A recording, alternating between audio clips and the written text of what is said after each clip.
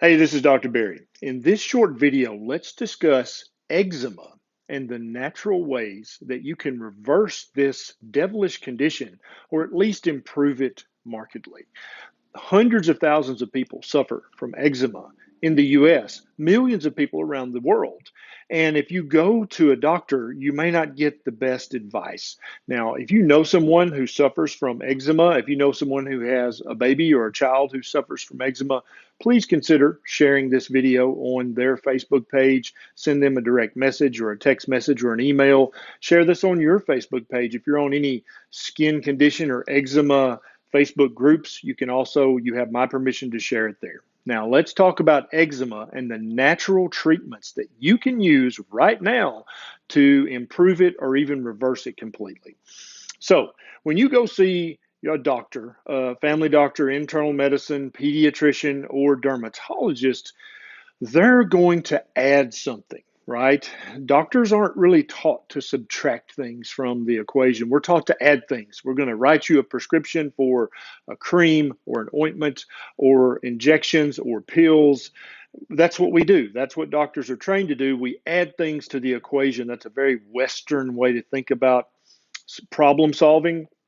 But as you know, if you've had eczema for a few years, it might make it better for a few days or a few weeks, but ultimately it doesn't help a darn bit. And so it's my theory, and what I'm going to try to give to you today is a way that you can subtract things from the system and get complete reversal or at least market improvement in your eczema. So you go see your doctor. What's he going to add? He's going to tell you to moisturize, okay? First of all, the human skin never needs water, and moisture is water, right? You never need to do that. Soaking in water, all the moisturizers in the world never help eczema. Sometimes they even flare it up. What your skin needs is oil, and we're going to talk about the two kinds of oil towards the end of this video that you can use to actually calm your skin down when your skin is thirsty. It's not thirsty for water, it's thirsty for a good therapeutic oil, and we'll talk about that. Your doctor might give you steroid injections or steroid pills. These attack the immune system and temporarily calm it down, and they'll probably make it better for a while, but they never reverse it or improve it significantly over the long term. What we're going to talk about later in this video will do that. You might also get some of the very expensive immune modulators or immune system suppressants that come in the form of pills, injections, infusions, and these definitely will make it better, but at what cost? At what price? Your immune system is not overactive. That's what most doctors will say to you, but I think that's the completely wrong way to think about this. That's the wrong paradigm. Your immune system is not overactive. It's just temporarily berserk. It's attacking your skin. You want your immune system to be strong and very active, but you want it to be attacking not you instead of you. You want it to be attacking foe, not friend. And eczema, like many other conditions, has at least in part an autoimmune component, and so beating down your immune system is not the right way to handle this. What you want to do is calm your immune system down, but also remind it and help it not be crazy berserk anymore and say, hey, this is me. This skin is me. This is not foreign bodies or foreign objects. This is actually part of my body. Stop attacking that. And what I'm about to tell you will help calm your immune system down and help it realize, oh, I was attacking my own self. I should probably stop that. So what you're going to do is not add things necessarily. You're going to subtract things. So your body's a beautiful creation, and you may in fact have a genetic predisposition to have eczema, but that is by no means a guarantee that you'll ever have eczema. Only if you're inflaming and slowly poisoning your body are you going to flip on the epigenetic switches that allow your immune system to become temporarily blind to where you end and the rest of the world begins, and then your immune system start attacking your actual flesh, which is what eczema is. So here are the things that I propose you should subtract from your environment, and I think you'll notice an almost immediate improvement in your eczema. I've had many, many patients over the years here at the Berry Clinic get much, much better with their eczema and be able to stop many medications by doing the following things. Number one, you need to get grains out of your life. You need to stop eating grains of any kind, whether it's wheat, corn, oats, rice, quinoa, any of the grains or seeds are going to have some inflammatory component to them. They're going to inflame your gut either a little bit or a lot of bit. And that inflammation is one of the things that pisses off your immune system and makes it start doing crazy things like attacking your own skin cells. So get the grains out of your diet. Try it for a month if you don't believe me. You don't have to do it forever, but I would highly recommend you try that for a month and see if your eczema doesn't change for the better. And that'll be a permanent change as long as you stay away from the grains. Grains are not really food for human beings. Grains are just something we eat to keep from starving to death during very lean times.